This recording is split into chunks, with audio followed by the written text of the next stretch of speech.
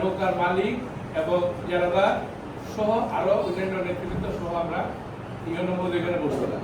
বসার পরে আমরা টোটাল বিষয়টা নিয়ে যে কতগুলো গার্ড আছে আমাদের এখানে, যেমন এই পাট্টাই নদীতে বিআইডব্লিউর একটা গার্ড আছে, শ্রীপুর টুলটেক্স আছে, ঘাস কালেকশন আছে, এবং ওই ডাম্পার বাজারে ঘাস কালেকশন, এবং ফাজিলপুরে টুলটেক্স, গাগরা ঘাস কালেকশন, এবং আব্বা নদীর বিআইডব্লিউ সহ এখানে বিস্তারিত অনেক আলোচনা হয়েছে। প্রায় দীর্ঘ ৩-৪ ঘন্টা ব্যাপী আলোচনা কিন্তু হয়েছে।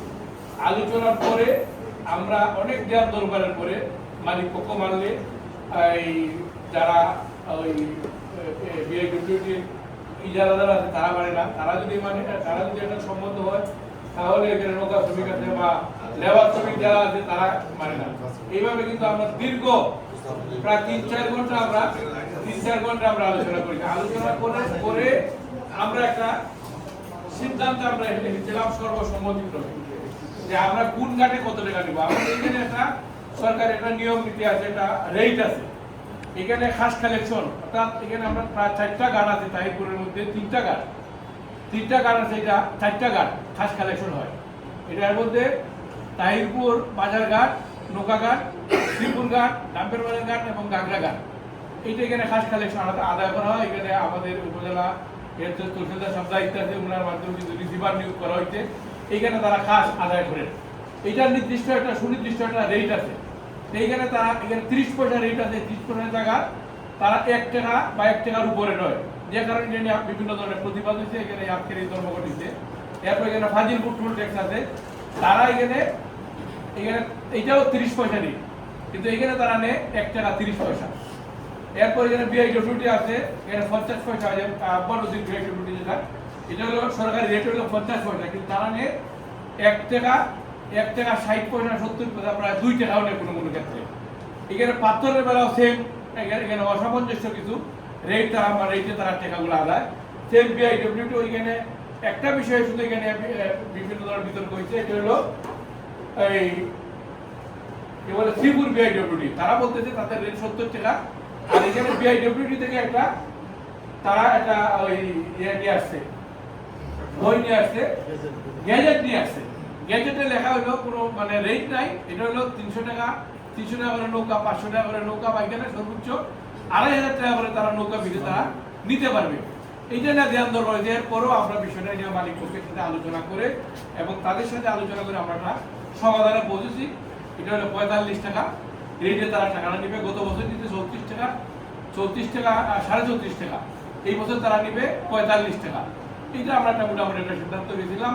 আর এখানে টোটাল বিষয়গুলো যাতে রিসিটের মাধ্যমে আদায় হয়, এবং এইটা যাতে রিসিটের মাধ্যমে আদায় হয়, এবং যাতে প্রত্যেকটা গার্ডের নদীর পাড়ে যাতে 4টা যাতে দেওয়া হয়। এটা কিন্তু সরকারি নিয়মও আছে যে যেখানে গার্ড ডাক হবে বা ইয়ে করা হবে, তুলে দেওয়া হবে, এখানে কিন্তু একটা নির্দিষ্ট ইয়ে আছে, চার্ট আছে, এগুলো টাঙিয়ে দিতে হয়। কিন্তু তাহিরপুরের যে ঘাটগুলো আছে কোথায় কোনো চার্ট নেই, যে কারণে এখানে বিভিন্ন ধরনের অনিয়ম বিভিন্ন সময় হয়। এবং এখানে আরেকটা জিনিস আছে, টাকা যদি এখানে যে সরকারি রেট আছে এটা যদি রিসিটের মাধ্যমে যদি আদায় করা হয় তাহলে কিন্তু আর এটা নিয়ে কোনো ধরনের কোনো বিতর্ক থাকে না। এখানে ইচ্ছা করলে এসে 30 টাকা 30 পয়সা বালি ফুট পার বালি নিবে। এখানে যদি 1 টাকা নেয় তাহলে যে মালিক আছে, সে নৌকার মালিক যে আছে বা নৌকার সুগানি আছে, সে কিন্তু 1 টাকা দিলে সবাই এখানে ভাগ বিতরণ হবে, 1 টাকা দিবে না। আর রিসিটে কিন্তু 1 টাকা নিয়ে 30 পয়সা লিখতে পারবে না, সেটা মানবেই না। তখন রিসিটটা যদি দেয় তাহলে ওই যে এখানে স্বচ্ছতারা ফিরে আসে। 30 পয়সা জায়গা 30 পয়সা নিবে বাইরে, সে নিতে পারবে না। এই জন্য কালকের মিটিংয়ে মোটামুটি সুস্পষ্টভাবে আলোচনা করে সিদ্ধান্ত হয়েছে যে রিসিট ছাড়া কোনো টাকা কোথাও আদায় করা যাবে না, কোনো ঘাটে কোনো ধরনের কোনো টাকা আদায় করা যাবে না।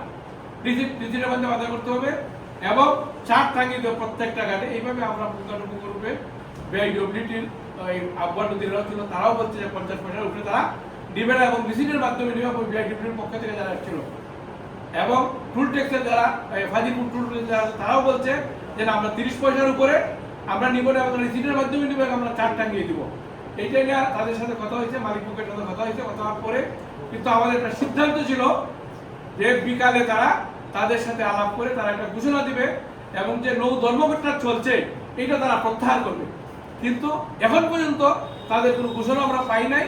তাদের সাথে যোগাযোগ হয়েছে আমার সন্ধ্যার পরেও, বলতে ভাই আমরা দিতেছি, কিন্তু দেয় না। একটু আগে আমাকে ফোন দিছে, বলতে ভাই আমি তাইপুর আসতেছি, আমরা আইসা আপনাদেরকে নিয়ে একসাথে ঘোষণা দিব। এটা আমি মনে করি ধরেন এটা একটা তার বাহানা। এটা যেটা সিদ্ধান্ত হয়েছে সিদ্ধান্ত কার্যকরী হইল না হইলে কিন্তু এই আলোচনার ব্যস্ত গেল এবং এটা পরবর্তীতে আরো কারা ফাঁকা ধারণ করতে পারে। আমরা মনে করি যে তাদের শুভবুদ্ধ হবে, বুদ্ধির উদয় এবং আমরা মনে করি শুভবুদ্ধির উদয় হোক এবং এটা ঘোষণা দিয়ে হোক এবং নৌকাগুলা ধর্মঘট প্রত্যাহার করে হোক। নিলে এখানে আমাদের তাহিরপুরে, বিশেষ করে তাহিরপুর উপজেলা সুনামগঞ্জ জেলার মধ্যে এইখানে আমাদের অনেক শ্রমিকরা, হাজার হাজার শ্রমিক আছে। এখানে এই যে ফাজিলপুর জাদুঘর নদীতে তারা শ্রম দিয়ে বালু উত্তোলন করে এখানে বিভিন্ন বাংলাদেশের বিভিন্ন জায়গায় কিন্তু যায়। এই শ্রমিকগুলো কিন্তু বেকার হয়ে আছে আজকে এই 2-4 দিন যাবত। এইখানে আমাদের বর্ডারে 3টাই হেলথ স্টেশন আছে। এইখানে আপনার গিয়ে দেখেন শত শত শ্রমিকরা তারা কাজ করে, কেউ কয়লা লেবারি করে, কেউ পাথরের লেবারি করে। যদি তারা এগুলো মাল ক্যারি না করতে পারে, মাল লেবারি না করে, তাহলে কিন্তু তাদেরও রুজি রোজগার, তারা কিন্তু বাচ্চা কাচ্চাকে তারা উপাস থাকবে। এই জন্য আমরা তড়িৎ গতিতে আমাদের ইউনো মহোদয়ের নেতৃত্বে আমরা কিন্তু এটা বসছি এটা সমাধানের চেষ্টা করে আমরা একটা পর্যায়ে আমরা সমাধানও করছি।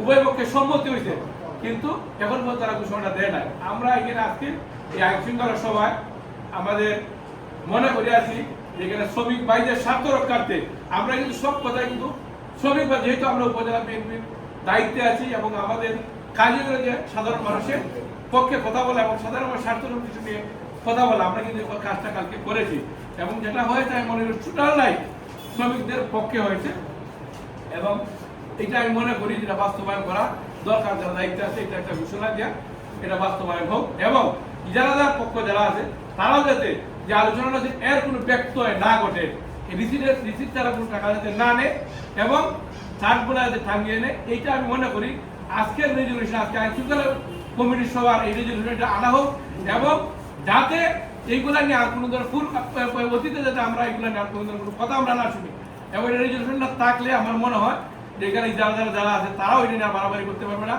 আর যদি এর পরেও যদি কোনো ইজারাদার যদি এর ব্যক্তি ঘটা কোনো না মানে বা অতিরিক্ত টাকা আদায় করে, অতিরিক্ত টাকা আদায় করাই মানে এটা চাঁদাবাজি।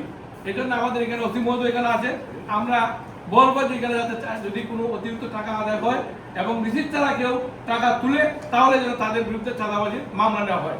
এটা আমাদের অতি মহোদয়ের কাছে আমাদের উদাত্ত আহ্বান থাকলো। এটা হলো শ্রমিকদের স্বার্থে এগুলো আসলে যদি না করা হয় তাহলে কিন্তু এটা বারবার এটা আমাদের আইন শৃঙ্খলার অবনতি হওয়ার আশঙ্কা থাকে। আমি মনে করি যে এগুলো রেজলিউশন আনা হোক আর শ্রমিকদের বা প্রতিনিধি যারা আছে তাদের কাছে আমার আহ্বান থাকবে যেন এইটা আনুষ্ঠানিকভাবে ঘোষণা দিয়ে যেন ধর্মঘটটা প্রত্যাহার করে। ধন্যবাদ সবাইকে। আসসালামু আলাইকুম।